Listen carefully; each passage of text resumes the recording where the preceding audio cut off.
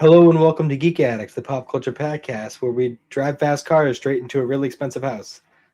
My name is Matt. With me, Bill Barber. How's it going, Bill? The fun part is I'm not sure which movie you're talking about. It's Anyways, both. It's both. I I was melded trying them together. I was trying to think of like something that these two movies had in common, and that's not the thing I came up with, believe it or not. So, um, I mean, a house was destroyed in both movies. So, see, I was thinking more of the fact that there was an obvious gold digger wife in both movies. oh yeah, I probably could have used that. Oh well. Um, but yeah, I'm doing great. We're gearing up for Snowmageddon 2, apparently. Yeah, Um, because we live in the age of sequels and reboots. So, and the sequel never lives up to the first one, so I'm not expecting much. But that's not what I've been hearing. people are freaking out too much, so I'm not feeling it. Well, the Um, difference this time is because with the last couple big snows we had, it was a fairly calm snow.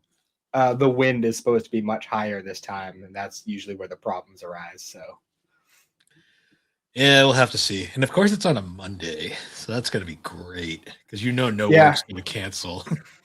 well, mine did last time, so it's entirely possible that they will again if it's bad enough.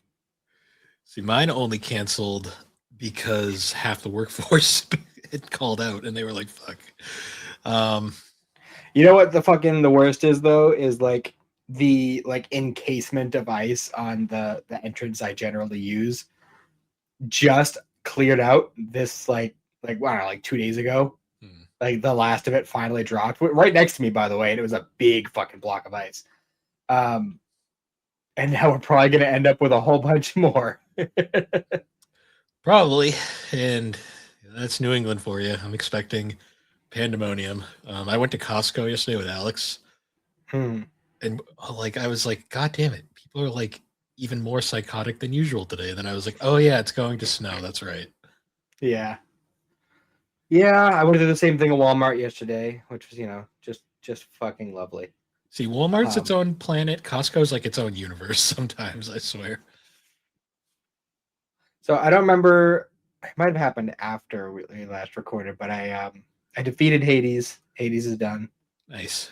Although I still can't seem to break away from it because the other day I went to go play a game and I just defaulted and I just grabbed that and I was like, wait a minute, I have other games. What am I doing? I mean, I know that there is like other stuff, like you can get more of it the more times you beat it, but like Well, yeah, it's a and roguelike. It's technically never ending in a I'm sense. sure I will continue playing it to a degree, but not nearly as seriously as I was before. That's Um, fair.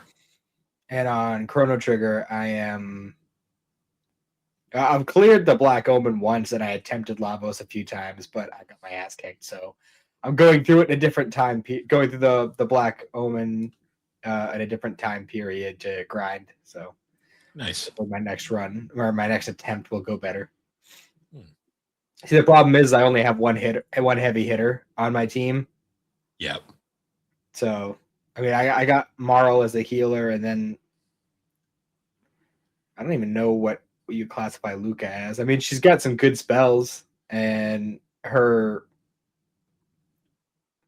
pre-end game best weapon is like kind of like a randomized damage, so it could do more damage than Chrono can do, or it could do like 40. It Yeah. depends. So Yeah. It's one of those kind of games. yeah, but I mean that's going well enough at least. Hmm. Um, and still plugging away at CW. That's slow going at this point though. Yeah, well, the farther you get in, the slower it gets because a lot of those shows go to shit very fast towards the end. Well, it's not even that at this point. It's just that there's so many that I'm bouncing between that just getting through a season's worth for each of them is taking a while because I'm literally like watching like an episode of Supergirl, an episode of Flash, an episode of Arrow. Like I'm going like that through each. Hmm. So it's taken a bit. Um, but it's going well. I'm still enjoying it. So I did because it's technically set in a different world and there aren't any crossovers until Crisis. Um, I just watched Black Lightning season 1 all the way through. Yeah. So it was I am enjoying that. It is going well. But and I caught up on a lot of the animes and stuff for this past week. Yeah, I did that yesterday. I was watching my so I'm still only watching Vigilante, Jujutsu Kaisen, and Free Run right now. Hmm. Oh, yeah, they just introduced what's his name in JJK, the green-haired guy. Yeah, I like him. I thought he was fun. What I'm really looking forward to is when we start actually getting more time, because you only saw like a little bit of him towards the beginning, but Yeah. the dude is like a failed comedian. He's great. Yeah, I'm still iffy on Jujutsu Kaisen, but we'll see how that goes going forward. Because this episode was really just a bunch of people punching each other for the entire runtime. Well, I I was mean, that's really where JJK shines. Let's be real. it does, but I found the episode with Maki the most interesting one so far. Well, there's a whole lot of fighting in that one too. Yeah, but there's actually a plot as well. This was just literally just meatheads punching each other. True. It was just kind of like whatever. That being said, though, there are a lot of new characters that will be getting introduced over the course of this season, so look forward to that. There's a couple in particular. The comedian guy, I like him a lot. And there's another one that I like a lot that gets introduced a little bit later. So I think once they actually start taking part in the Culling game is when he gets introduced. Fair enough. But Free Run is this is what I love about Free Run is like this. And I know we're getting into another arc soon, and I don't know how I feel about it because I feel like Free Run is at its best when it's just the adventure. You know, it's not like we don't have anything crazy to fight or anything like that. Like, no, it's just Fern and Stark are going to go on a date this episode for like 7 minutes, and then we're going to move on. And they don't understand how dates work, and it's hilarious. They're going to go and learn about this other hero that cleared a path for Himmel, and you know, just like the little shit like that. Like that's what I love about Free Run.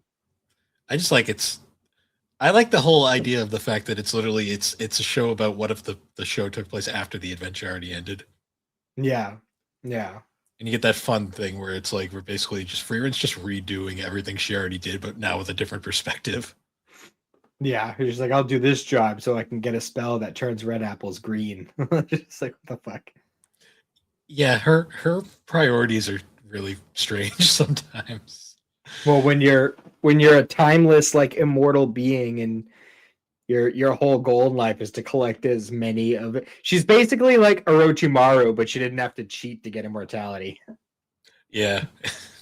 And instead she's just kind of like over it at this point. When you think about it, like at the bear, like obviously like Orochimaru had like the mad scientist thing going on. But like Frieren doesn't need to do that to like get her, because they essentially have the same goal. Was like Orochimaru wants all the jutsus and she wants all the spells. Yeah. But like, you know, Frieren was just born immortal, so she doesn't have to go through all the fucking crazy experimentation shit to, you know.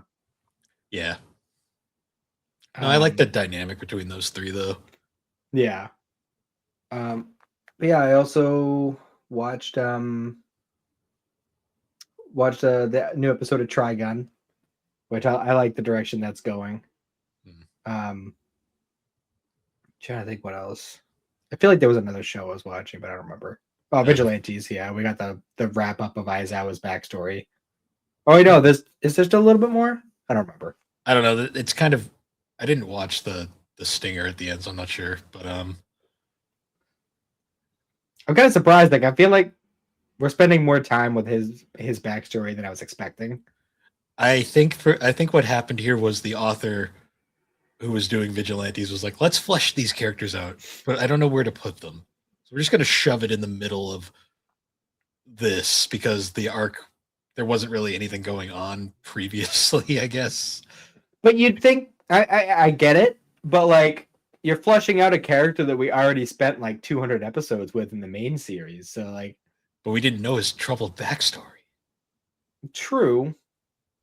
I don't know. I mean, I'm not gonna lie, I'm super invested. No, I'm enjoying it. It just seems weird because we had like a little bit of like the Crueler and Pop Step at the beginning. And then we got a little bit of tease of Knuckle Duster's return, and then it's like, all right, now we're gonna spend 3 hours or three episodes on fucking Aizawa's backstory, even though this is only like a 12 episode season. So we're gonna spend like a quarter of it on a character that we've already seen a shit ton of. I don't know. Just seems a little weird. Yeah, well, that's probably how the manga did it, to be honest. Probably. I'm not complaining. It's been entertaining. So fair. And we did get an interesting tidbit of news. I don't know if you saw it, but a lot of the shit that HBO Max dumped a while back, all the old WB shows and Cartoon Network shows and stuff, are going to be streaming for free on Tubi on March 1st.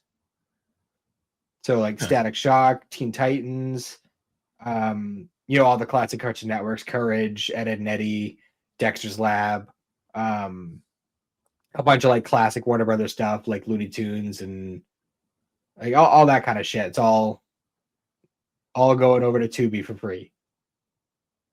What the fuck is wrong with HBO Max? Like, I don't know. Let's take all this.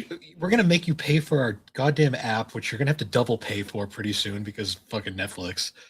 Unless the Paramount thing happens, I don't fucking know. But we're gonna take all this shit that you would probably buy the app for, and we're gonna give it away for free on another app. Yeah, it is a little odd.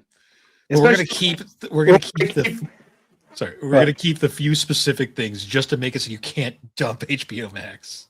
We're gonna keep Teen Titans Go and get rid of the good one. Yeah, but we're also gonna keep Batman the Animated Series because like we'd get rid of that. Yeah, right. Well, depending on how it goes, I know at some point in the future I'll end up getting my own DVDs of all the animated shows because, of course, they're not that expensive anymore either. Like, well, no, because now you can get the just straight up complete series sets. Like I had to buy them individually, like the seasons, and that sucked. In fact, even though those box sets are really nice, that sucked. And the complete series sets are very affordable for the most part. Oh yeah. You can literally Walmart for $25. You can get like literally, I think like all of Batman and all of Superman for the same price I paid for like all of Batman. So yeah, it's just funny. Technology fun like that. Yeah, no kidding.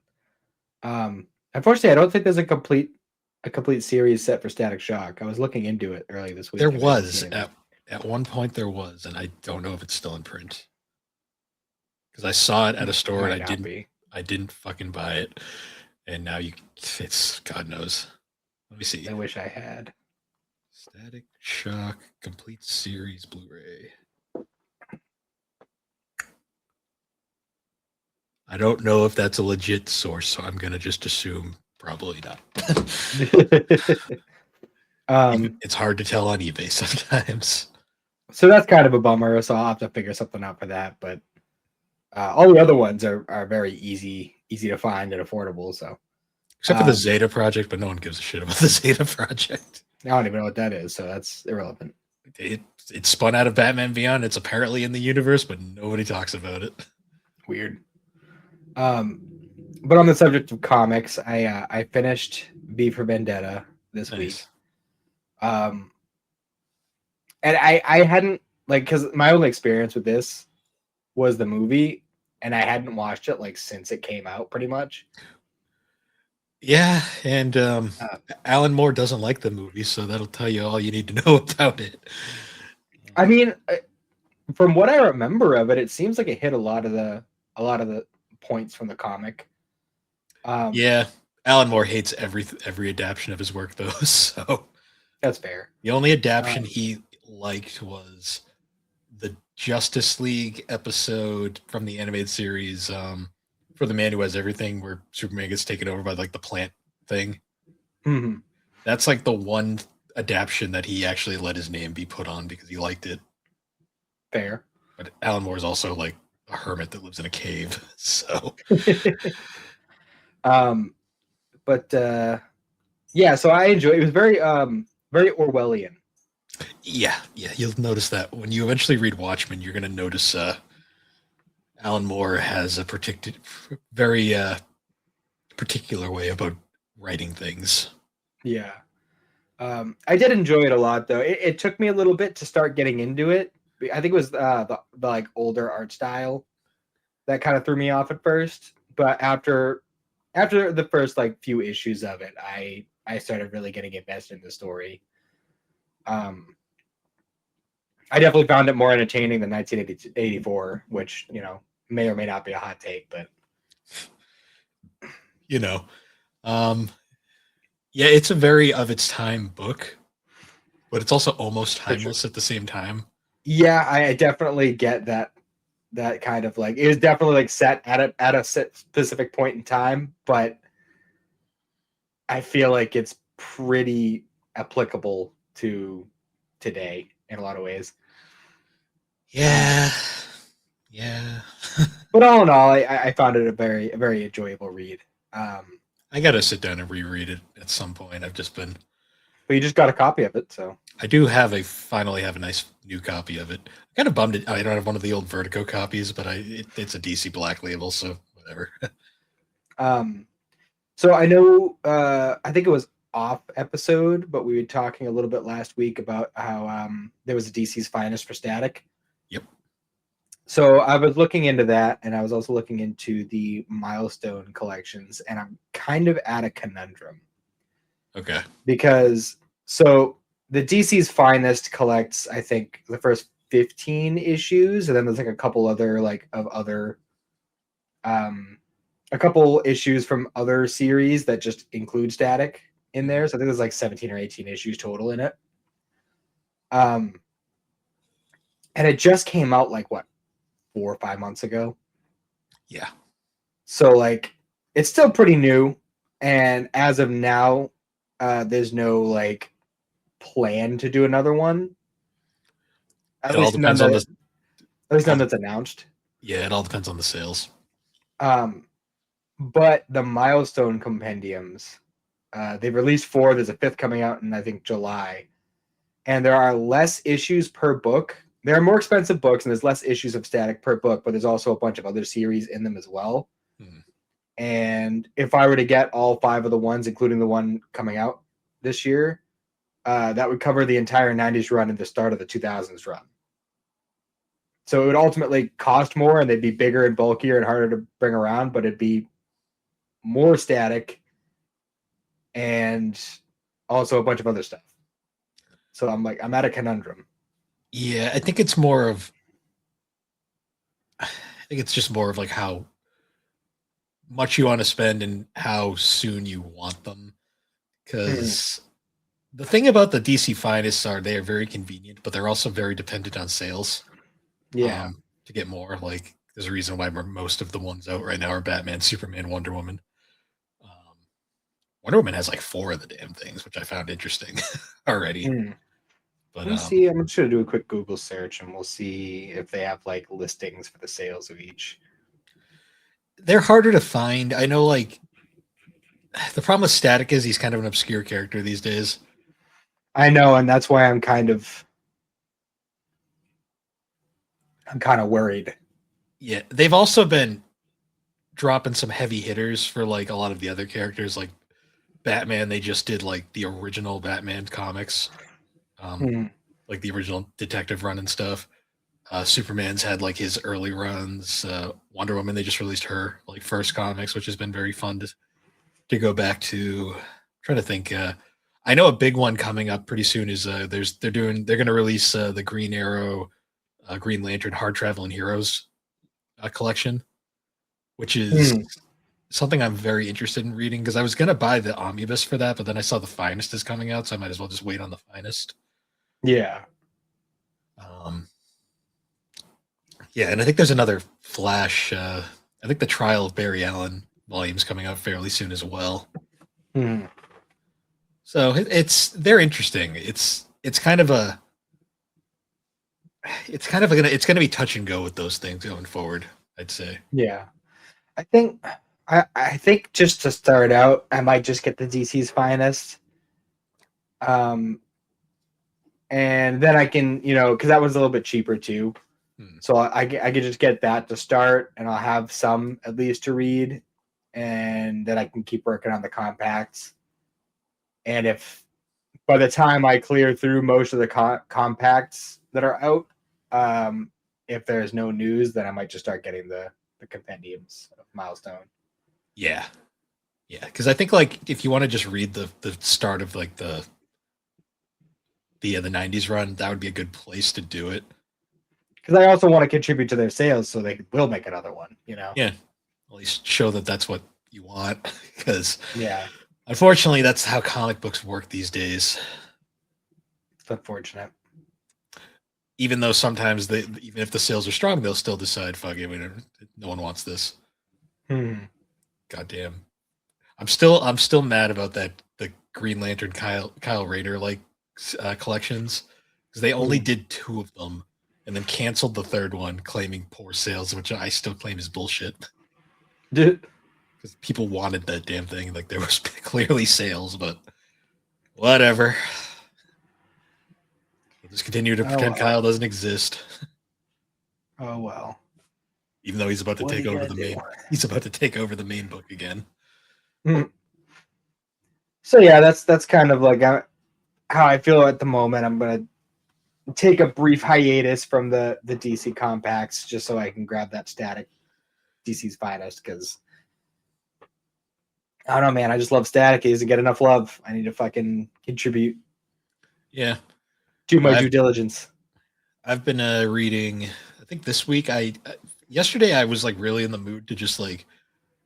So I got the 5th volume of the current Green Lantern series, fairly recently, and I was like, I haven't read this in a while, so I might as well just start from the start of this current run and just read through it again.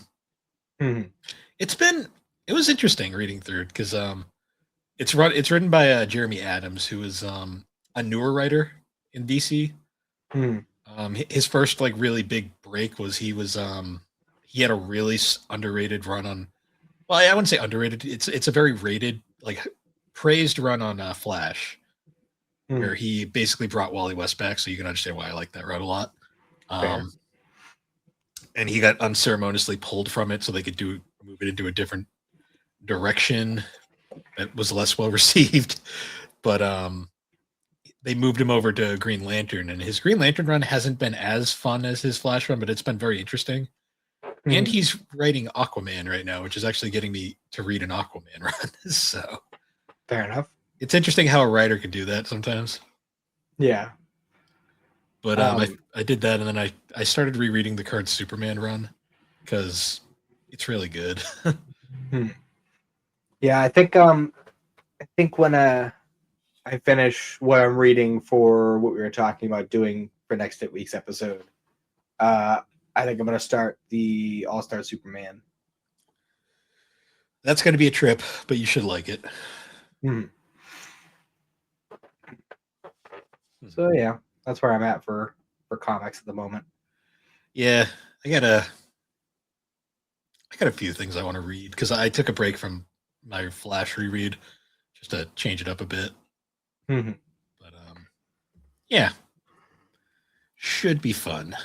Yes, sir. There's just too many goddamn comics coming out lately. Yeah.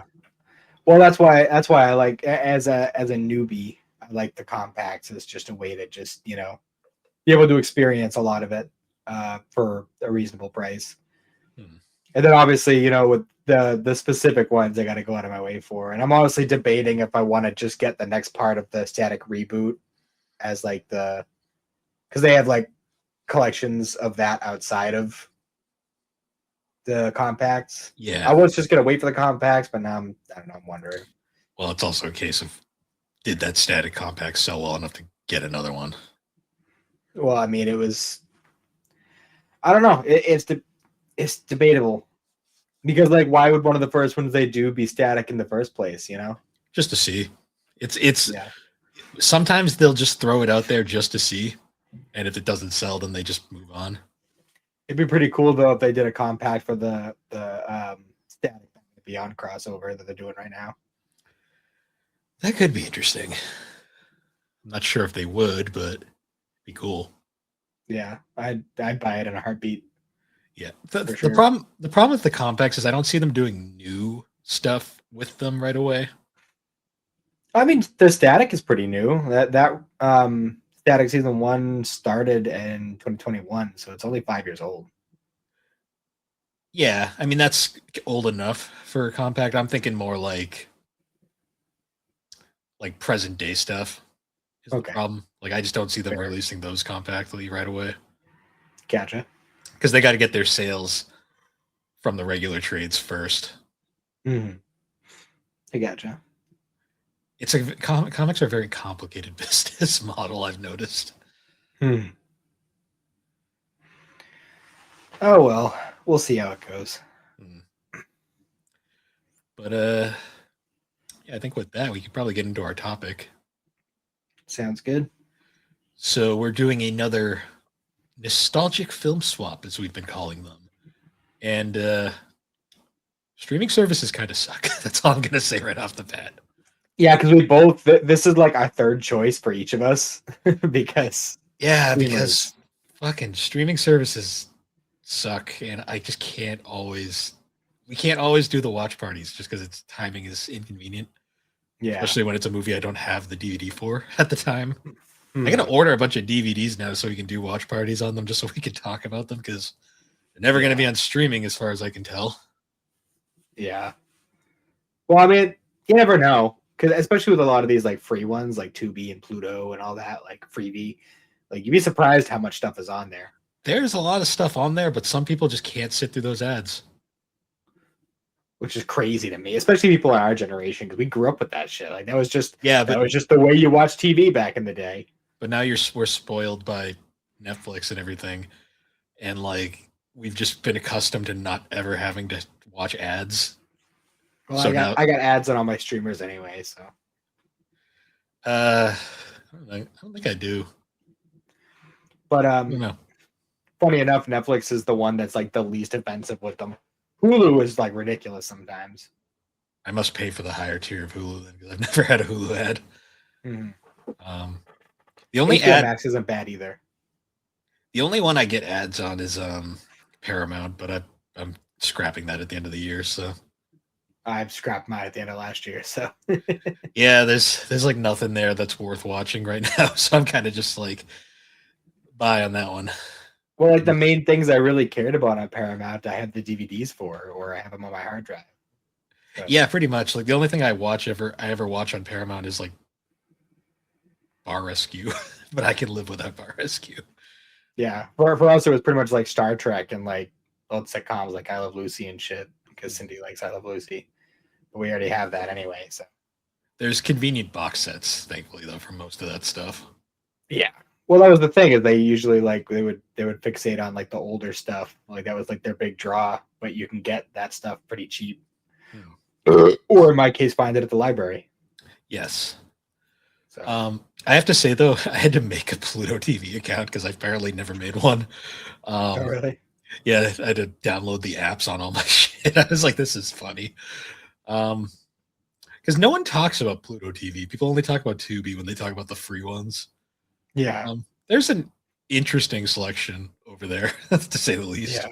There's actually a lot more like free streaming services than I think people realize, and they actually have a lot of stuff on them.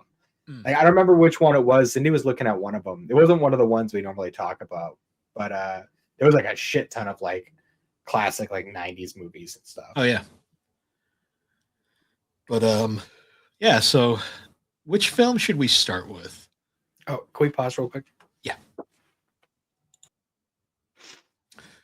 Sorry about that. Anyways, so where should we begin? I say we were talking about Pluto TV. Let's start with Mouse Hunt. All right. Because pull up my notes. Because I have things to say about this movie. Yeah. So I was looking at the cover of this movie. I just have to put this out there. Fun for the whole family, huh?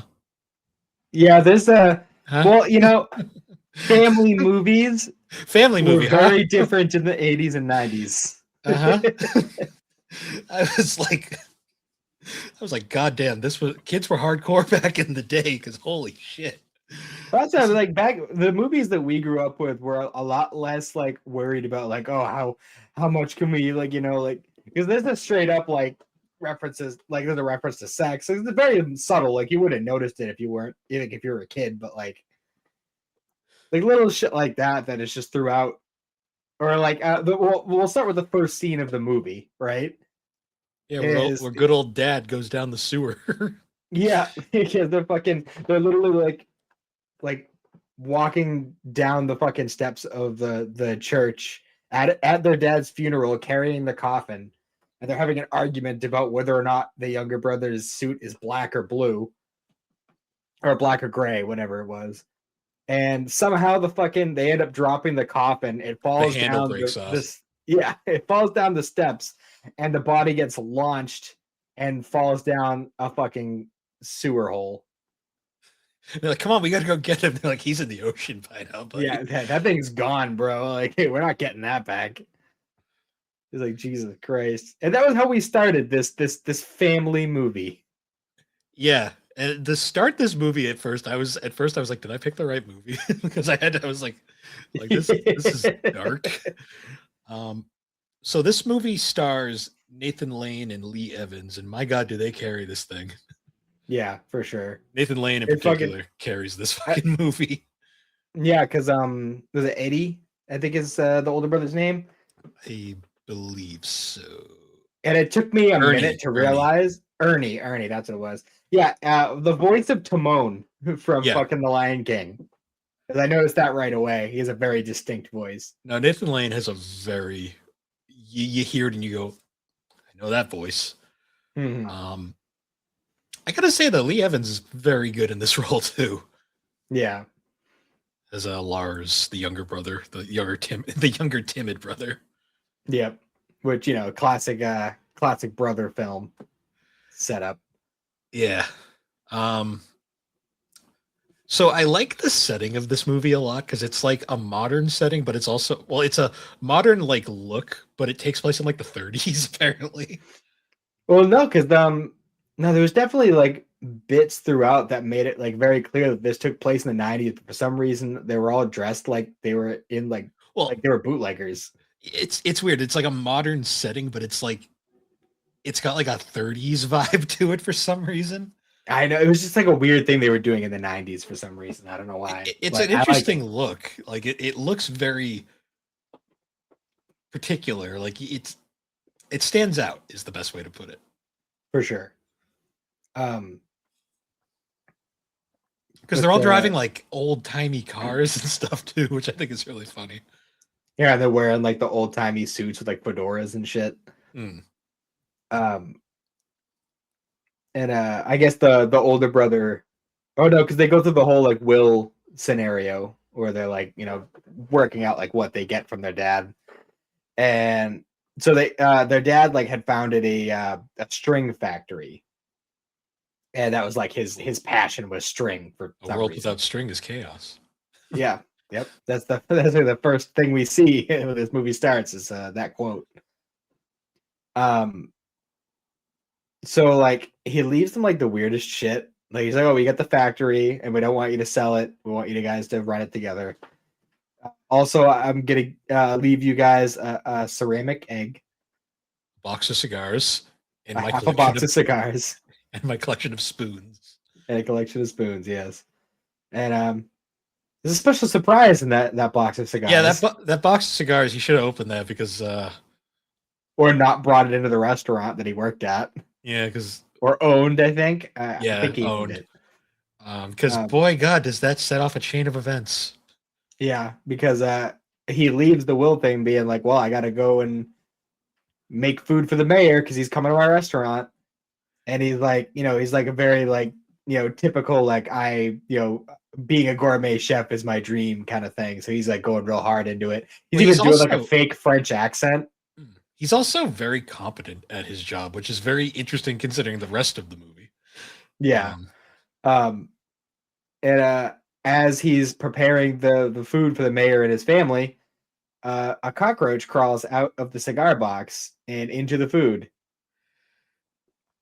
Yeah, I had to look away at that one. I was like, oh, like I can't stand roaches. How about when the fucking mayor takes that first bite? He's like, oh, crunchy.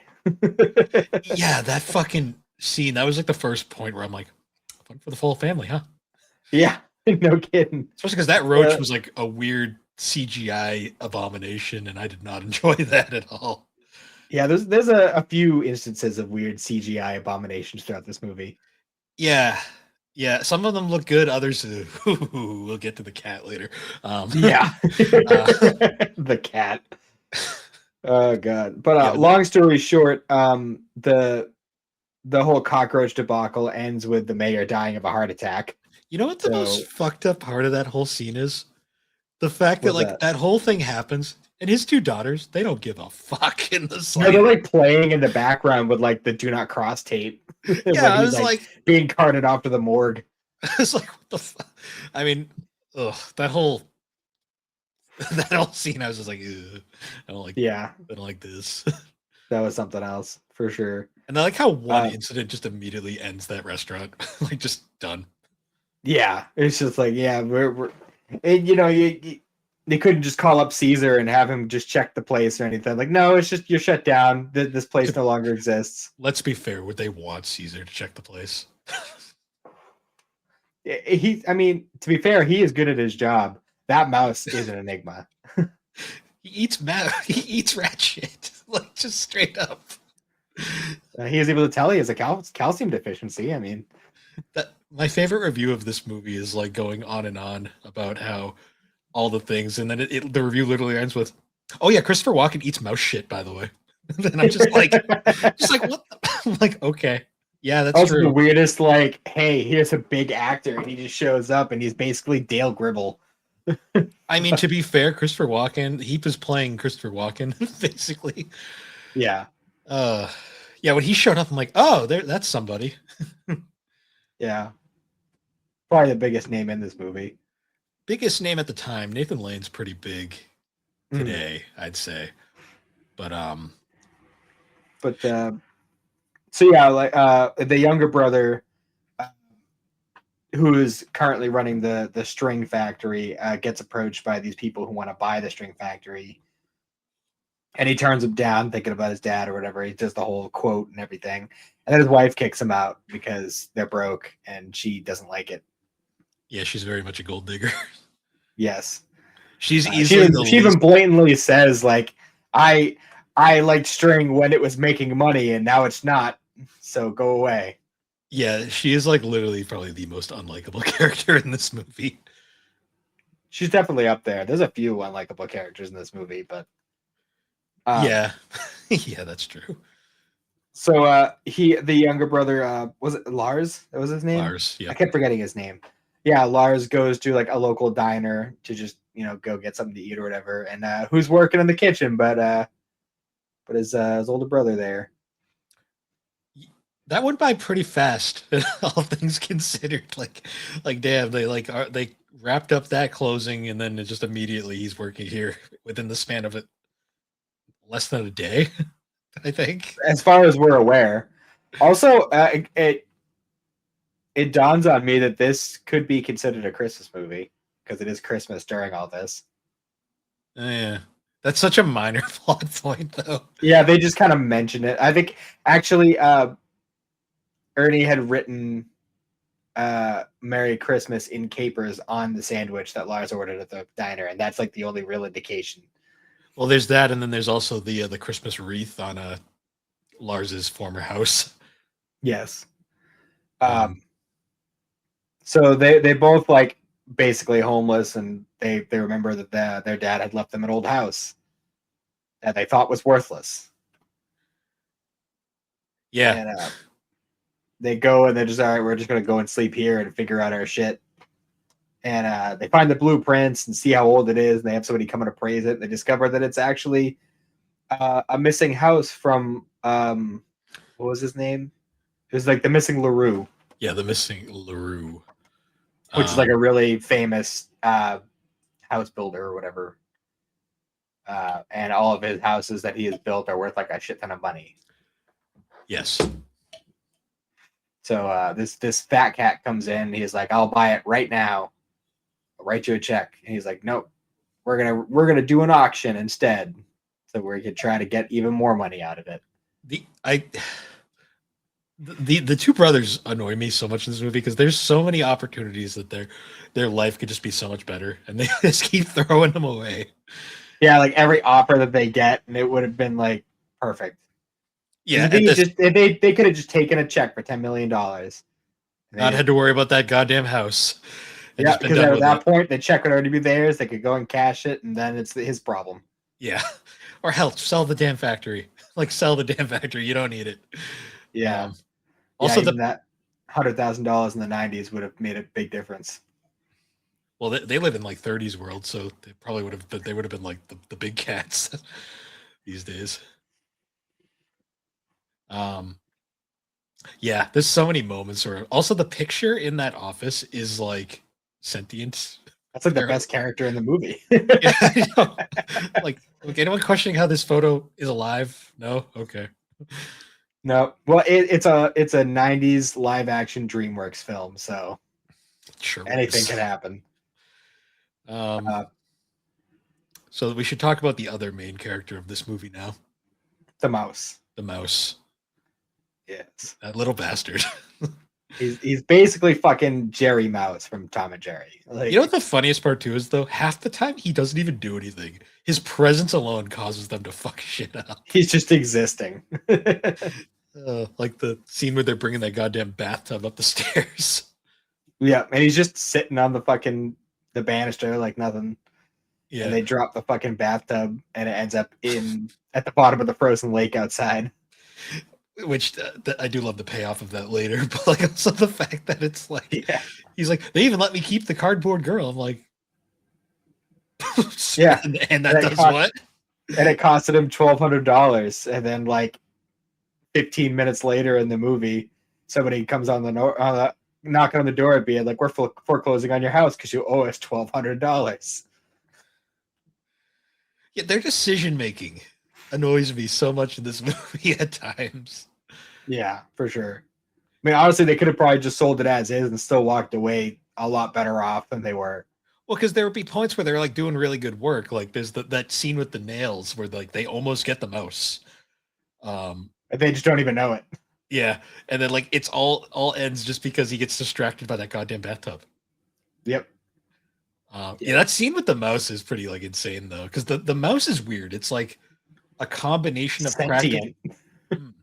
The effects on the mouse are interesting though too, because it's like a mix of like animatronic, CGI, and occasional practical. Because that mouse does change between a real mouse and a CGI mouse at times. Yeah, because I guess they did have like trained animals throughout this movie. I think the cat and the mouse specifically. Yes. But so like, what were some of your favorite like early hijinks with the mouse? Well, the bathtub was great. The fucking vacuum sewage bomb, like that was because they're like sticking a vacuum into the mouse hole, and it ends up in like a sewage spout somehow. An open sewage spout. Like I'm first off thinking, it's like, just in the wall. Like I'm just sitting here thinking, like this house is fucked. Like this house is like, just sell it and be done with it. Like, it was a very ahead of his time house builder that made it. It's supposed to be like that. Also, when that vacuum explodes, there's no way that house was ever going to smell good again. Like, let's be real here. No fucking way. Especially considering nobody's lived in that house for a very long time. Yeah. Yeah. So I'm amazed the plumbing works. I'm amazed that it works. Yeah, it was pretty ridiculous. We did also have the classic mousetrap scenario where they laid out a million mousetraps and ended up rolling around in it. That scene pissed me off. When they start going off, don't move. They literally roll into it. They roll right into it. I'm like, what are you guys doing? Like, I don't feel bad for you at all. No, because the worst thing that would have happened is you would have gotten a few like caught in your pants or something if you just stayed where you were. You might have got a few like side clippage maybe, or like tiny shit, but no, they had to go roll in it. And I'm just like, also those were mouse traps, so I don't think they were as bad as like rat traps, but still. Yeah. I also loved like just the zaniness of like the scene where they had their first encounter with the mouse, that they're like going down to have breakfast. It's like, oh well, now that he knows we're here, we probably won't see him at all. He's be hiding from us. And then he goes to pour himself a bowl of cereal, and the fucking mouse is just in the box. Also, where did they get the cereal? Did they buy it? I bought it on the way. I don't know. I was gonna say, like, is that just there? Like, are you eating ancient cereal? I hope not. It'd probably just be powder at that point. There are points where there was like a lot of food in this house. I'm sitting here going, like, when? Like, when was this? Who knows? I don't know. Maybe Ernie got to take home the stock of food that he had in his restaurant. I don't know. Maybe, maybe, I don't know.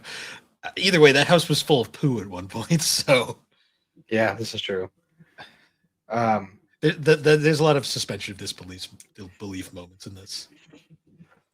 Well, yeah, again, it's a DreamWorks movie, a live action DreamWorks movie, so it's gonna be a little quite a bit of a stretch throughout. The end up cat, going to the pound to get a cat. also the most evil person in this entire movie is there. Yeah, right. That woman like dragging her kid away who obviously just left their cat to be put down, and I'm just like, that woman's a monster. And there's like almost every cat they have there is like a kitten. Like they're all like babies.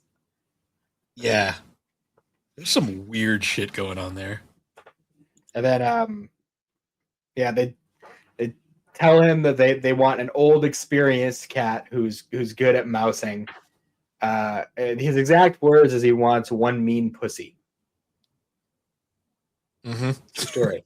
True story. Family movie. So they end up adopting Catzilla, as the staff there have named it, who's apparently survived being gassed once. Yeah. So yeah. When that creature pops out of the box, like the legs, it just starts waddling around. I'm like what it like that was like that CG was like I was like, ew. I don't like that. I was getting flashbacks from the live action Zom 100 movie. Oh yeah, the fucking shark zombie shark. Yeah, zombie shark. With the the fucking humans it ate. Yeah. No. And yeah, that was weird. We got some straight up Tom and Jerry shit from this scene. I love how they just leave the cat in there. They're like, all right, our job's done. It'll take care of it. And the thing just demolishes half the house. Yeah, they do the whole like running in the inside of the piano thing and is playing the piano. Like, yeah, classic Tom and Jerry shit. That scene was kind of fun. then the mouse leads it into a fucking dumbwaiter, and then the mouse comes up, like climbs up and bites through the rope that's holding it up, and just fucking drops it like 3 stories in the dumbwaiter. Like that cat's fucking dead. I don't know though. We do hear it meow after it hits the bottom, so. But we don't ever see it again. No, it probably died after that, but like, part of me likes to believe it was still alive. I'm not saying it died on contact, but maybe it escaped and we just don't know. Could be. I mean, the house did collapse later. That cat was not human, or not like a normal cat. Not a normal cat. Not a normal cat. that mouse was not a normal mouse either, though. So then we also then get this whole thing where they're like, we need to make the money. Let's take it from the workers because that'll go well. Yeah, let's just withhold their next couple paychecks because that'll go over well. And like if he had just shown a little bit more tact, it might have worked out for them. We've just been like, hey, so like there's this thing going on, and if everything goes well, we'll be coming into a lot of money. So if I could just withhold a check or two, I'll give you all like $1,000 bonus afterwards, in addition to the money we owe you. Like that probably would have been fine. But no, he showed no tact, and they rioted. It went straight past protests and straight to pitchforks and torches. Yeah, Lars is not the most confident man in the world. No, it was like weird too because as he's doing this announcement, he's like holding balls of yarn. He's just like gesticulating with them. Like, what the fuck are you doing, dude? Because there's that earlier scene when his wife leaves him, where he's like, but I stood up for myself. You thought that would make you happy. And it's just like, no, buddy, no, that's not what she cares about. Nope, that's for sure. Um, But then we get to see him try to run the factory on his own. yeah, that doesn't really work out very well. No. Because it basically is like, I'm going to go in there by myself and try to make $1,200 worth of string. Good luck with that, bud. I mean, he does make the string, just not with the source he was well, expecting. I mean, he didn't. It's recycled. It's recycled because as he's going through and trying to load everything up, a loose piece of string from his suit gets caught in the machine, and basically he converts his suit back into its base materials. Apparently, I was reading about this. Apparently, they had to make custom clothes for that scene that would specifically unravel the way it does. Like, that is a practical effect that actually came out looking really good, all things considered. Yeah, I was wondering about that too as it was happening. I'm like, I feel like that's not how it would work. No, they had to specially make them so that they would do that. Probably very expensive, in all honesty. The things that people wouldn't bother to do nowadays. No, just use CG. Yep. Or AI. Probably AI these days. But throughout this whole process, the Ernie learns that some people came wanting to buy the factory and that Lars had been hiding that from him. So he tries to meet up with the people and try to like broker a deal for the factory. And like as he's like standing in like the town square or whatever, waiting for them to show up, he's about to go and fucking like flirt with these two ladies just sitting on a bench. These two Bulgarian hair models. They're just there. Yeah. Who appear later in the movie. And like he like goes to tip his hat to them and it blows away. And long story short, he ends up getting hit by a bus. I'm sure he just got up and walked away from that. What was that driver doing? Because he was in the middle of the road for a while. Like they Who knows? should have seen him. It was snowy. Maybe it just slid out of his control a little bit. I don't know. But he ends up in the hospital, and like the two hair models like take him, like they go too. For some reason, they're like, "Oh yeah, we are his sisters." What the fuck? Well, they were saying they were sisters, and then but they said they were his sisters. I thought they were just saying that they were sisters or something. No. What happened was they had to be a family. I think what happened was the doctor was like, "Are you guys family?" And they're like, "Yes, we're sisters." They're talking about themselves, and he just kind of spoke that. I think it was just kind of a. It was one of those weird like who's on first moments. Yeah. But while all this is happening, Lars is Walken's having a hell of a time. Well, he's doing. We'll get to him in a minute, but Lars's ex-wife finds out about the LaRue, and then immediately goes back to him. Yeah, she's waiting for him in his office with like this like lingerie. Yeah, this scene is like one of the most well-remembered scenes in the movie. It's literally 7 seconds long, and the funniest part of it is when he drops the yarn balls in the paint, and we cut up to the fucking painting of the dad, and it just has like this face like. He's just like, oh god. Yeah, that is that whole scene. I was like, what the fuck are we watching? Yeah. See, that was one of the ones that stood out in my memory too from when I watched it as a kid. Of course, at the time, having no idea what it was being insinuated, but yeah, now you watch it now and you're like, it's like they banged in that office. And even like blatantly says it too later. But she ended up giving them the $1,200 they needed to keep the house. Which leads me to believe she took all of his money too.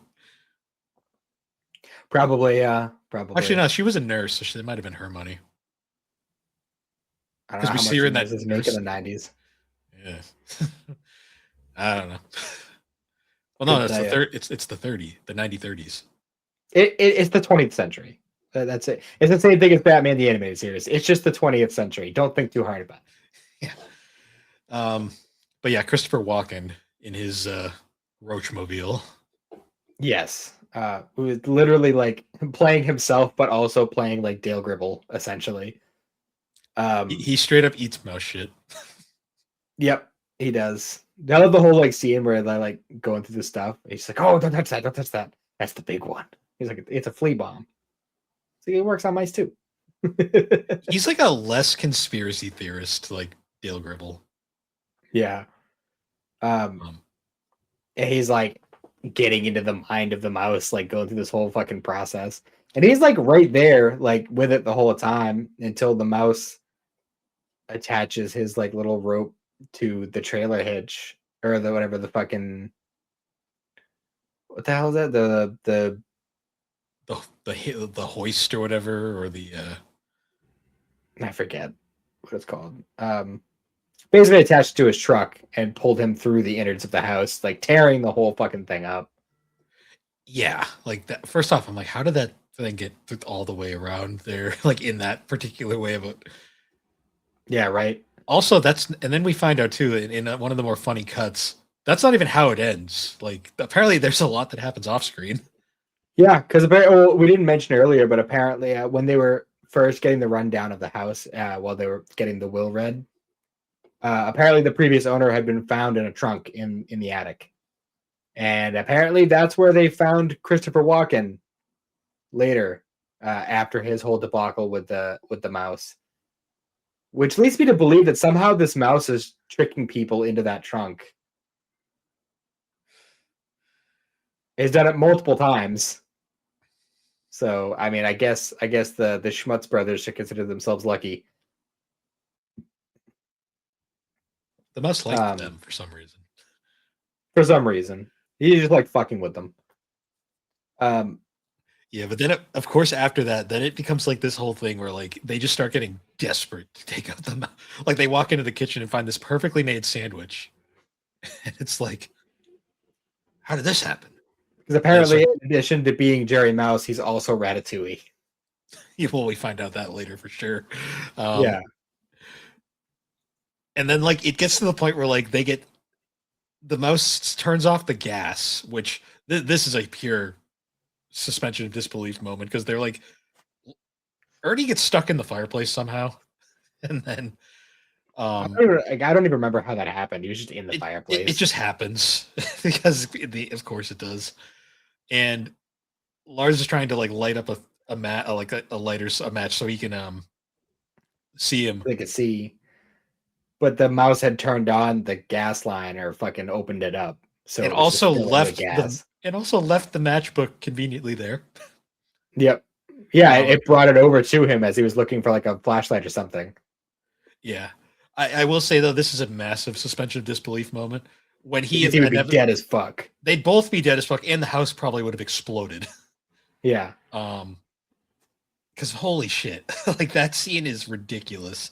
Ernie gets launched out of the chimney and lands conveniently in the lake in the bathtub that's still underwater. Yep. With the cardboard cutout is still perfectly intact, which I'm like, yeah, okay, sure.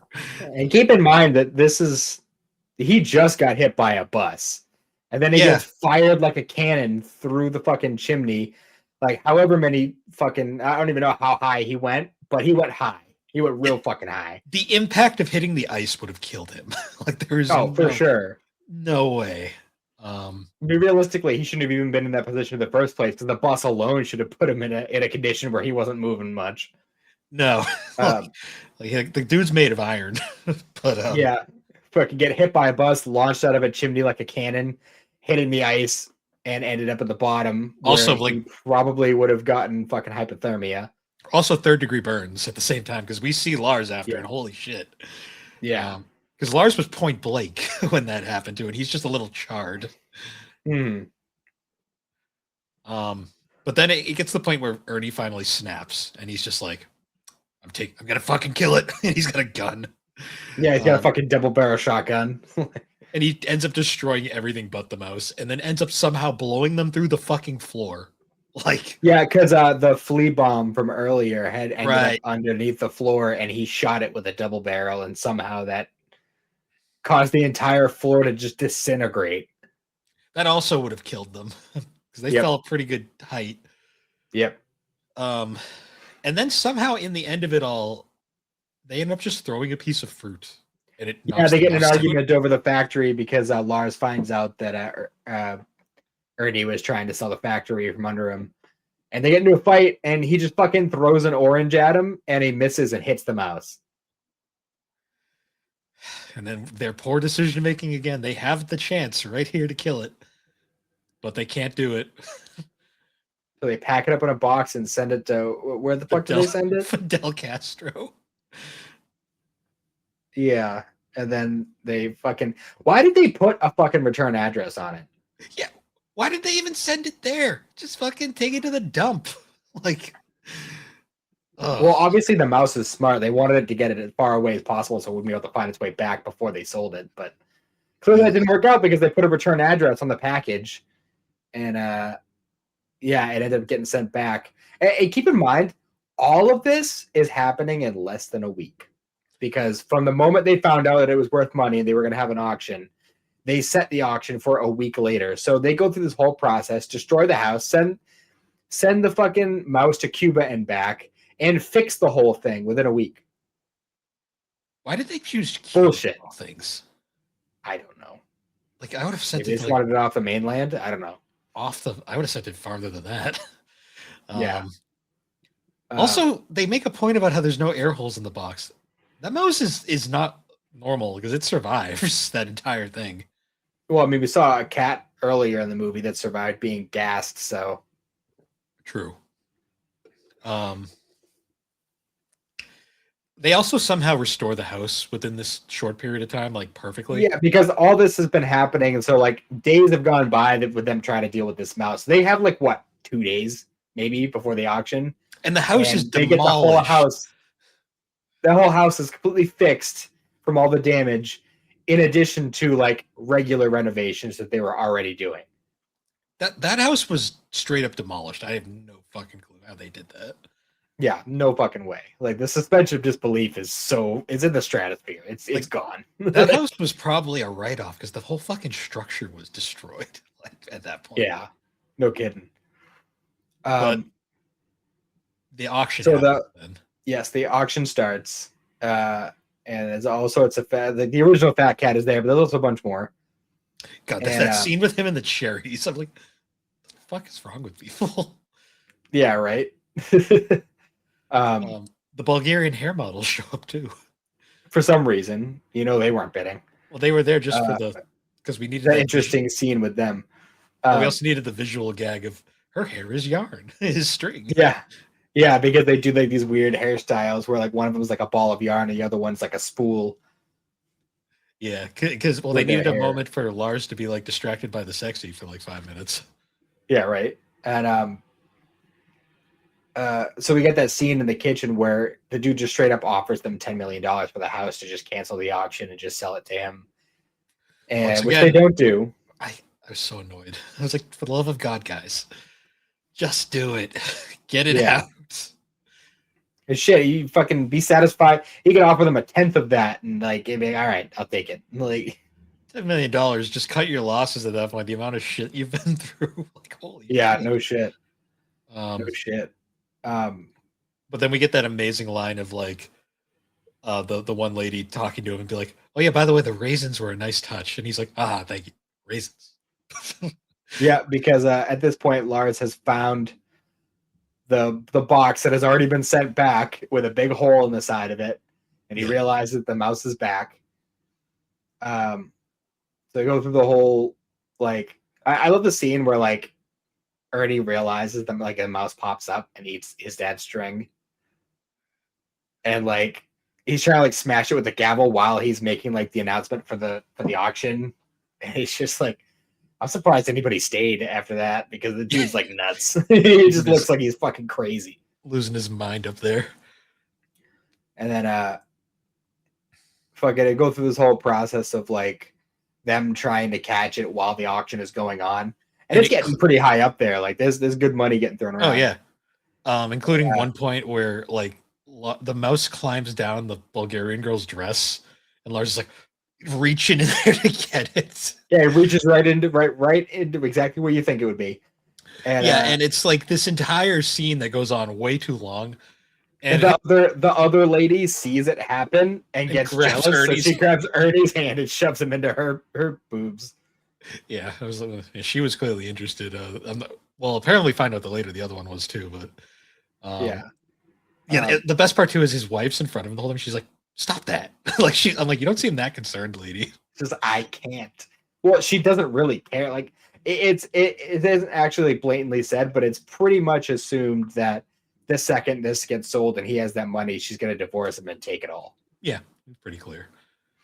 But yeah, that whole thing, and then he ends up getting the mouse, and because of that, he ends up bidding on the house himself for like $6 million or whatever. Yeah, however much money, it was a lot. And then one of those like fancy schmancy like cigarette holder things ends up in the spool of yarn's hair and catches her hair on fire.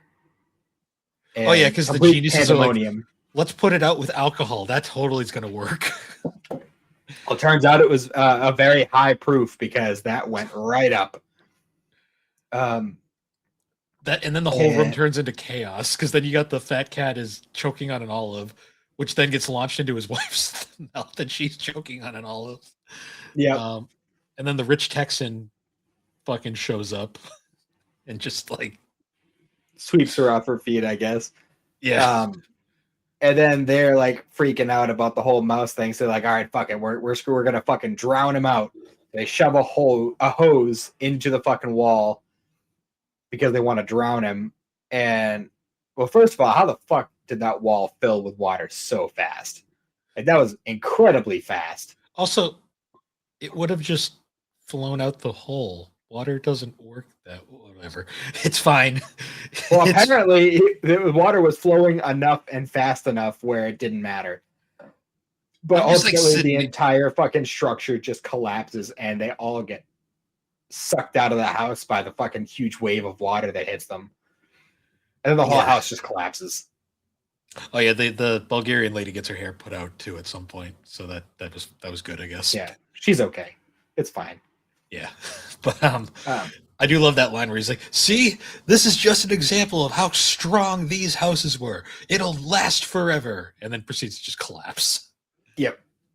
So the house is gone. They have not a single dime to their name. They're fucked. And then they leave the rich Texan forever, I guess. And then they decide, all right, well, fuck it. We only have one thing left, so we're just gonna go sleep at the factory. And turns out the mouse also survived because it's hiding underneath the car. And then when they're in the factory, somehow the mouse got like a block of cheese on the conveyor belt and put it through the string machines and invented string cheese. Sure. Sure. And that made them be like, oh my God, what a brilliant idea. So they converted the factory to do the same thing that it always did, but with cheese. It's just Ratatouille, the origin story. Pretty much. And like, ultimately, it's a happy ending because they end up extremely successful. They get to keep the string factory, and fucking Ernie gets to like continue his passion with the culinary arts by making string cheese with all these crazy flavors like herring. Yep. And then Lars gets with the Bulgarian spool lady, and I guess they're happy.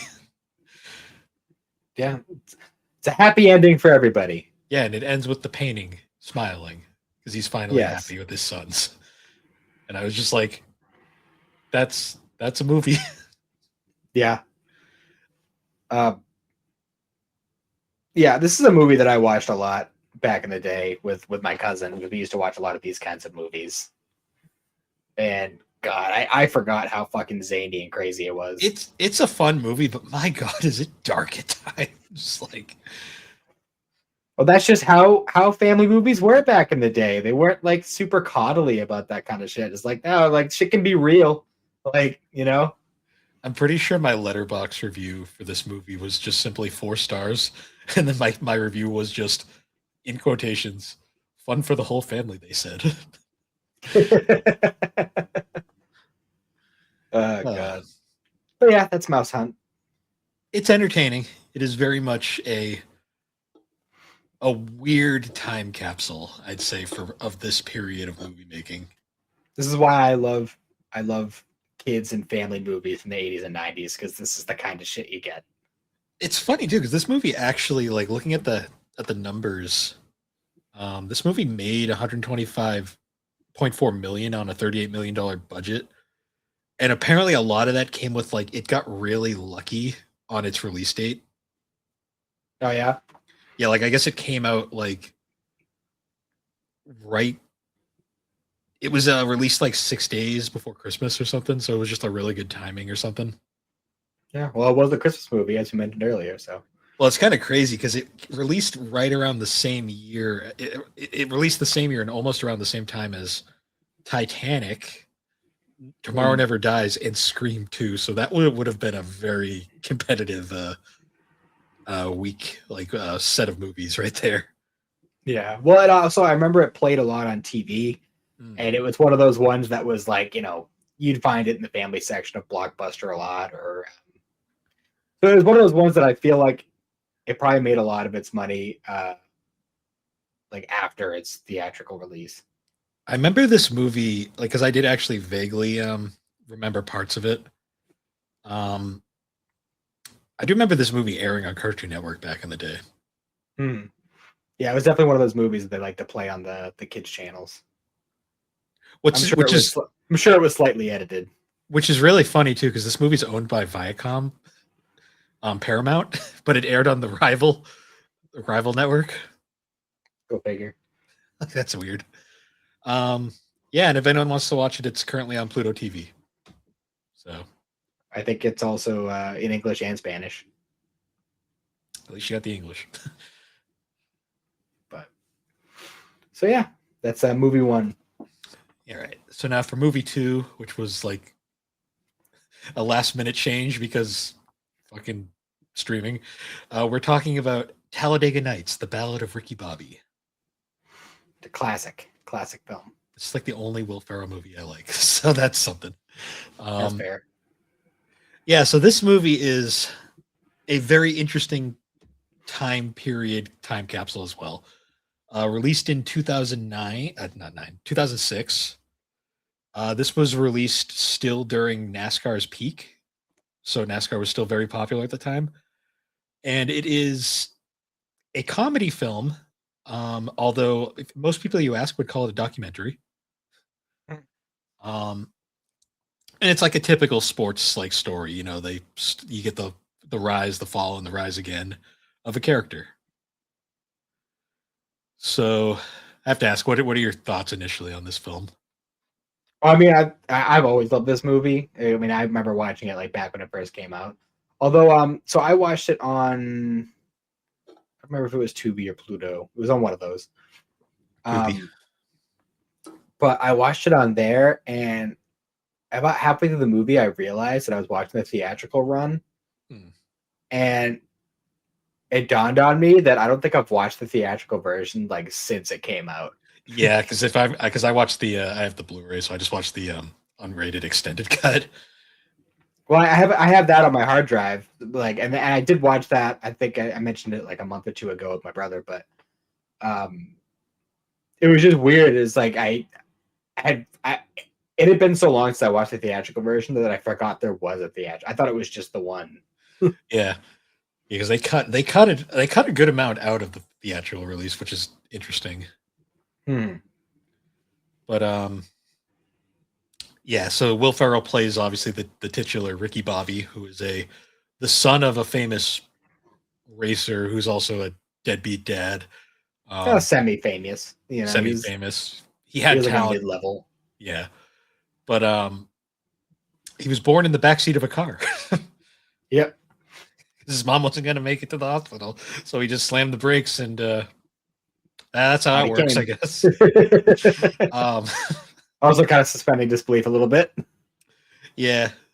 And then we get the kind of how he grew up, and like there's like the scene where he's at school and his dad just shows up, and then Hmm. immediately gets fucking taken away because he's kind of a piece of shit. Yep. His dad is not a great character in this movie. Like I'm not gonna lie. No. He kind of No, I don't think sucks. he's supposed to be. So No, he's not. But there's always like these moments where you think he's going to turn the corner and then he just immediately doesn't. and then he sends back his steak and makes a huge scene in Applebee's. Yeah, that scene was pretty good. Um, But the whole like thing he tells his son there before he disappears again is the whole like, if you're not first, you're last, like that iconic line. Hmm. Which Ricky takes to heart because then he eventually becomes a pit crew member on a NASCAR team that's like the worst team in the sport. Hmm. And we get this great scene of like the driver getting out to go pee and then falling asleep at a table. And they're like, Hmm. shit, who can drive? Someone get in the car. Yeah. Anyone want to go fast? I want to go fast. I want to go fast. And he ends up getting in the car and winning the race because that's just how that works. Hmm. I will say, as a NASCAR fan, watching this movie, there are so many moments where I'm just like, no. That car was a back of the pack like shit box. There was no way it was gonna win the goddamn race. Yeah. But yeah, he ends up winning that race and then becomes the driver for the team. And we get that amazing like thing where he's being interviewed, and we get that classic line of like, I don't know what to do with my hands. Like, Yeah. like That's because probably the quote I use the most often. anytime I'm just talking to people like in public, I'll just do that. I'm like, I don't know what to do with my hands. Like,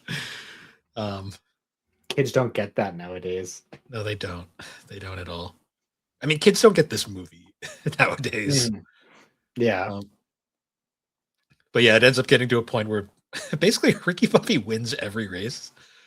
Like that's just a thing, and they end up expanding to 2 cars, and we get his best friend who becomes the second driver, played by John C. Reilly, who is my favorite character in the movie. Oh, easily. He's fucking hilarious. Cal Naughton Jr., the old spice car. Yep. Fun fact: he was also in the movie Days of Thunder, another NASCAR film, years earlier. So that's kind of fun. And it becomes this whole thing where they always win. Like they have their slingshot move, the shake and bake, as they call it. Yep. And we get through the whole montage. Like we get to the whole scene where Ricky meets his wife. I hope she's 18. Yeah, that whole scene, I'm just like, God damn it, that would not age well today. Nope. Yeah, and we cut to present day where he's a millionaire, like a billionaire. He lives in a giant house with all these cars, always wins, and Cal Naughton always finishes second. And there's a whole thing where he's like, could I just like maybe finish first once? He's like, no, man, you're gonna shake and bake, man. No. I'm the shake and the bake. But eventually it gets to a point where the owner of the team passes away and leaves it to his son, who just hates Ricky Bobby for some reason. Yeah. Well, I mean, he's not exactly a likable person in No, the beginning of the movie. He's not, but he's also like winning every race. Like, why would you even change anything? Yeah. All his changes just do is lead to his eventual downfall.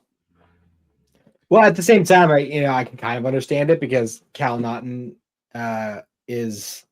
he comes in second in every race, like despite everything. So if Ricky was out of the picture, he'd still be winning first. But the way he does it is so bizarre. So he brings in the other greatest character of this movie, Jean Girard, who is this was the time, so we'll be as tactful about this. He is a very gay French Formula One driver. No, it's a Formula E. Yeah, Formula E. Played by Sacha Baron Cohen. It's Borat, basically. Yeah. They don't go lightly on the whole gay thing. They're very they lean real hard into it. It was the time. And so I will say they bring him in and he's immediately just like the best driver in NASCAR, which I'm like, yeah, that doesn't usually happen because Formula One and you spilled my macchiato. I saw your Highlander movie, Ricky Bobby. It was shit. I love that line so much.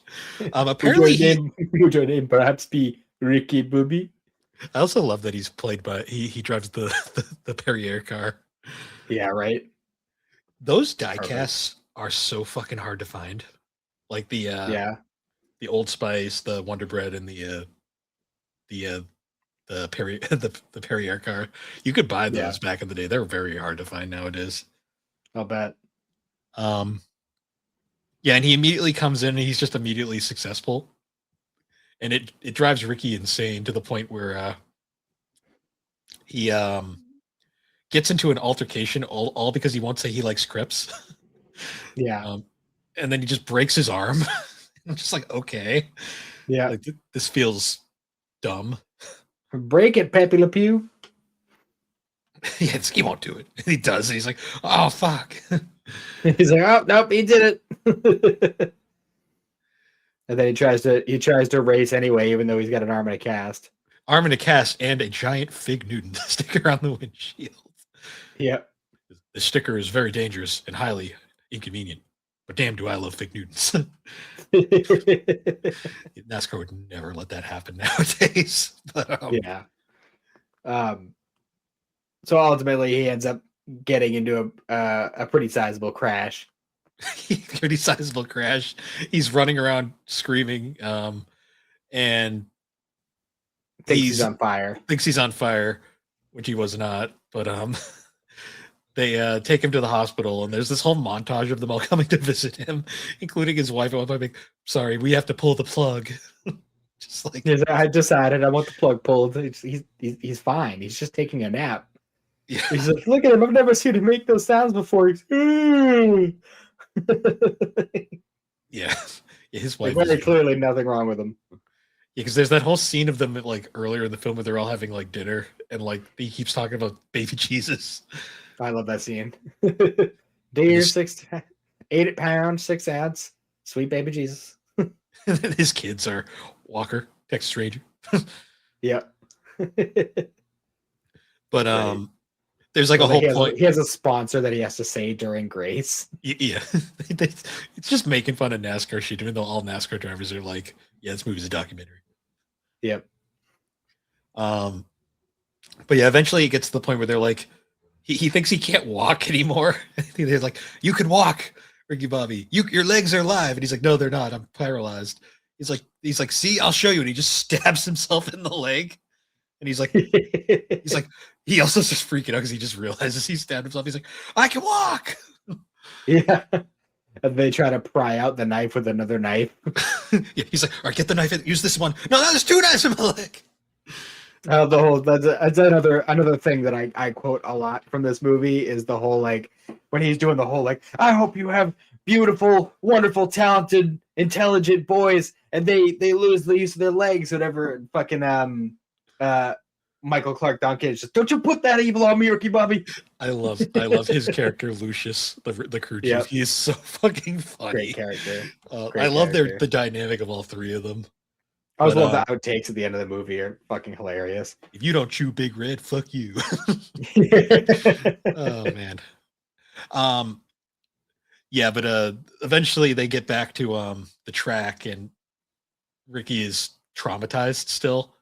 Yeah, he can only go like 25 miles an hour. Yeah, that scene, I was like, Jesus Christ. But while he's having his breakdown, the owner of the team basically tries to pit him against his friend by making his wife immediately jump to Cal because she's a gold digger. And then like she just straight up like leaves him like that, and I'm like, how did she? I'm just trying to figure out how she won that divorce battle, like with that. Well, I'm pretty sure they haven't even gotten the divorce yet. I think she just kicked him out. Yeah, and I'm just like sitting there going like, how does that? Like, I'm pretty sure by the end of the movie they're still technically married. I don't know. It's one of those things where you just don't think about it. And also, like, why even? Because he makes a shit ton. Even if he like stopped racing forever, the dude still had a shit ton of money. Yeah, it's like I just see that it's like how does that work? But it's not like you guys are broke just because he ain't racing anymore. Like they say at that Grace like the dinner scene that he had made over $20 million just that year. So that's like the other thing too. I'm like, he's been doing this for at least 10 years. You'd think that was all in his name too, but I don't know. I don't know. But like he's so like the scene too is like the fact that the thing I didn't like here was how they wrote Cal, because they write him as like he's like, well, like it's okay, man. It's like you can still go. He's like, no, it's like fuck you, dude. Like, He's like, yeah, no, we're not friends. She's like, you're gonna let this get between us? I mean, to be fair, this is like the most like spot on like Ricky Bobby is in the film because like it's legitimately a point where he has every right to be like mad, and they're all acting like you're overreacting, man. Yeah, right. Like, no, like, nah, that dude be in the hospital afterwards. Yeah, Like, there's also stick that cougar on him. he probably has so many like liable like lawsuits he could file if he really wanted to, like wrongful termination, like Yeah. so many things. But it's that's not the point of this movie. So he's now unemployed, living with his mom, with his kids, because of course, the wife doesn't actually want the kids. Um, Gets a job delivering pizzas. yeah, and then he runs into his dad, Hmm. who just shows up out of the blue, and yeah, Yeah, and his mom starts fucking whooping those kids. I love the scene where she Because said, they are just little shits. I love the scene where she sends them off to like church for the day, and they come back screaming about anarchy. Yeah. And I don't like, even know what that means, but I love it. and she's just immediately like, no, no, no, Yeah. no. There's also the assistant for the owner of the team, played by Amy Adams. Who I didn't realize that was Amy Adams at the time. Hmm. And she clearly likes Ricky Bobby. Hmm. But yeah, so there's that whole thing where like he's trying to get his mojo back essentially. And his dad's all like, "You're gonna drive with the cougar in the car." He's like, "The fuck's wrong with you?" He's like, "You need to drive with the cougar." I'm just like, You just do it. Just don't be afraid. It'll be fine. yeah. And then I love the thing too where he's like, "All right, there's 10 grams of what was it called? It was like 10 kilos of Colombian Bam Bam. Bam under the car," and I called the police. You better drive. He's like, Yep. "What?" He's like, "Hey, they're on the way. You better go." So he's just flying around, and he finally gets away. And then he's like, he pulls him out off the bottom of the car, and he's like, "Well, son, you did it. And by the way, don't go trying to snort these Lucky Charms." It's just like, okay. I also love how that scene started too. With like he got the fucking buckets of water and he just fucking throws the bucket of water on him. It's just like, how did stock car racing get started? It's just, yeah. Yeah. He like gives the answer. He's like, that's right. And he dumps another bucket of water on him. He's just like, well, I filled up 3. Yeah. And then he gets his license back, which is the funniest scene of the thing because he's like doing it with the cougar in the car, and the driving teacher's like, "Oh yeah," because he loses his license earlier during the pizza delivery, and he has to deliver it on a bike. Yep. To his dad, because his dad's like, "Is that a Huffy?" That's a nice bike. But he gets the license back because the driver's like, "Ricky Bobby, you are a excellent driver," and he's like terrified of the cougar, and he's like, Sheila, calm down. Yeah. I think it was Sheila. But, no, it was Karen. Karen, yeah, calm down, Karen. And they all go out to Applebee's to celebrate. Yeah, and then the dad immediately reverts back to being a dickhead. Yep. Not that he ever really stopped, but yeah. Yeah. He has one more moment in this movie that's like, what the hell? But we'll get to it. So yeah, they end up getting ready to run that final race. Well, he does go to visit Jean Girard again because we get to meet him and his family, including his husband and their the 2 twins or best friends that they do everything together. They even poop together. One single plop. And Most Def is just hanging out there too. Just like that whole scene. What the fuck? Like he's supposed to be a parody, but at the same time, he's a little too like on the nose at times. And then like fucking he ends up going to the bar and he's like playing the fucking like NASCAR driving arcade game there. Yeah. He bumps into his assistant. She gives him a pep talk, and then they bang in the bar. Sure do. Yeah, because they do that classic thing where it's like they make her look really like nerdy and like uptight the entire film, and then like they show her here and she's all like, "Oh yeah, no, this is just like, you know, when I'm not at work, I'm casual." And he's like, "Oh shit, you're hot." Yep. Yeah, so that happens. Just of course.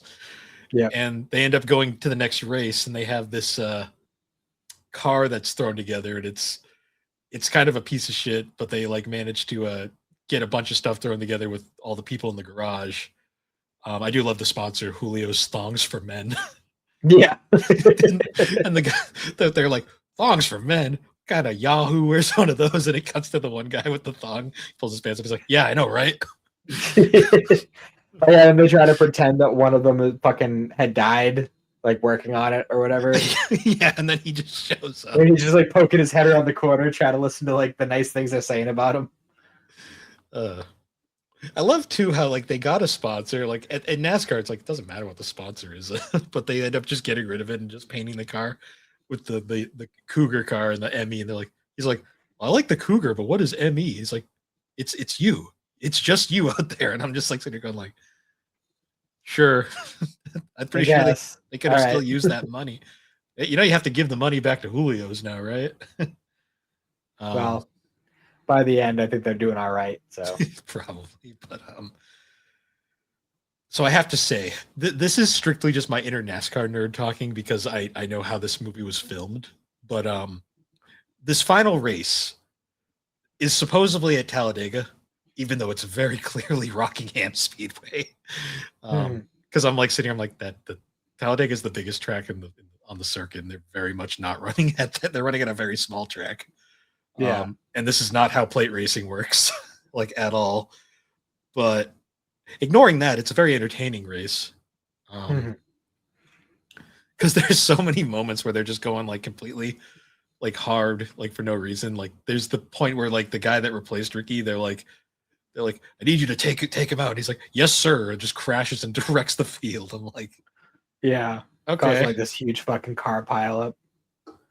But what's great is like we get to the end of the thing where they end up both wrecking each other, and then we get the classic running to the finish line. Yep. Which was pretty epic. It was, especially how it ends though, because they get to the finish line and then they just make out on the line. Yeah, because of a reference to an earlier quote. And I like how Gene Durant's like, "Oh, can we go for another?" And he's like, "No, you get one. No, one's enough. One's enough, bud." But because they both wreck their cars and running doesn't count, it's like, well, we have to revert to whoever was in third at the time, and it's fucking Cal, and he finally wins a race. Yep. So it's a happy ending for everybody. Yeah, and I like how immediately like the wife's like, "All right, you won again, so that means you get to be with me again." And he's like, "Nah, I'm good.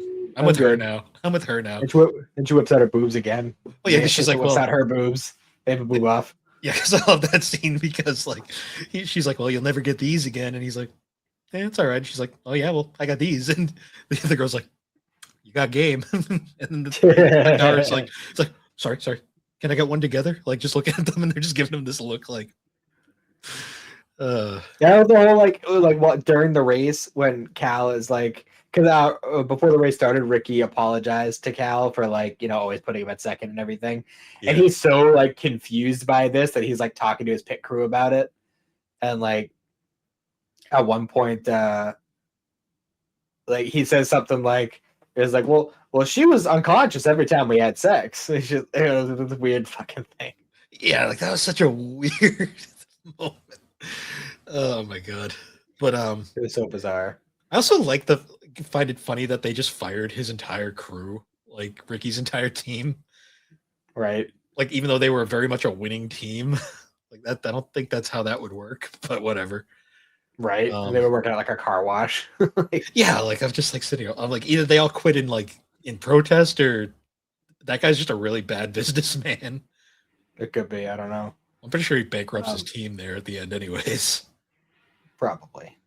And then it ends with them all just kind of walking away and being like, "So let's go get kicked out of an Applebee's." Yeah. Yeah. I did forget though the last dickhead moment from the dad, where there's a whole running subplot where Ricky always leaves like a ticket for his dad at the press box, and then his dad finally shows up. Yep, his dad finally shows up to claim those tickets, and the guy's all like, "These have been waiting for you for a very long time." He's like, "I know," and then immediately sells them. Yeah, scalps them. I was like, what for cheap too, for cheap as fuck. Yeah, like we just like $60 for each or something. Like, yeah, I was like, what an asshole. But then also, it just cuts to him like watching the race from a fence outside the track. I'm like, Yeah. okay, sure, whatever. Also, like it was a very small like bit part, but I also love like the owner of like the cars or whatever, his wife. Oh yeah, There's like a couple of really funny scenes with her. yeah. She's very much what you'd expect. Yeah. And then, yeah, the movie ends on a happy note. It's unclear what exactly happens after, but um, there was a few NASCAR cameos in this movie. I know Greg Biffle, rest in peace, appeared, although he was only in the special features apparently. Mhm. Also, Frank Welker, the famous guy who plays all the animal sounds in like cartoons, he played the cougar. Oh, did he? Yeah, he did the cougar noises. That's funny. I know like a lot of so the broadcasters were actual NASCAR broadcasters at the time. And a lot of the drivers from the 2005 season make appearances like Dale Jr., Dale Jarrett.